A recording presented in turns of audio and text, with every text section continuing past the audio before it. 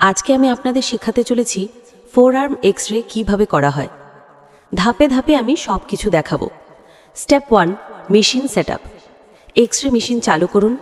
প্রয়োজনীয় ফ্যাক্টর যেমন KVP, kilo voltage pick এবং এমএএস সেট করুন। এই ফ্যাক্টরগুলি সঠিক ইমেজের গুণমান নিশ্চিত করে। স্টেপ 2, রোগীকে সঠিকভাবে পজিশন করা। ফোরআর্ম এক্স-রে সাধারণত দুটি প্রধান ভিউতে করা হয়। প্রথমটি হলো এপি পজিশন। রোগীর হাত টেবিলে সোজা করে রাখুন। 90 ডিগ্রি অ্যাঙ্গেলে এক্স-রে টিউব থাকবে। নিশ্চিত করুন যে হাত সঠিকভাবে কেন্দ্রে রয়েছে। প্রথমে এপি পজিশন প্রস্তুত করে এক্সপোজ দিন। দ্বিতীয়টি হলো ল্যাটারাল পজিশন।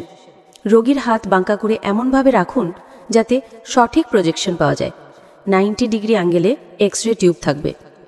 ল্যাটারাল পজিশন প্রস্তুত করে এক্সপোজ দিন।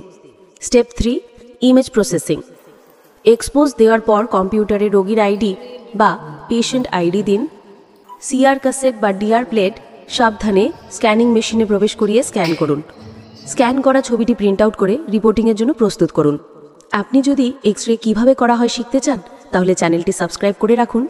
ভিডিও দেখে যদি কিছু শিখে থাকেন কমেন্টে জানাতে ভুলবেন না। ফুল ভিডিও চ্যানেলে দেওয়া আছে।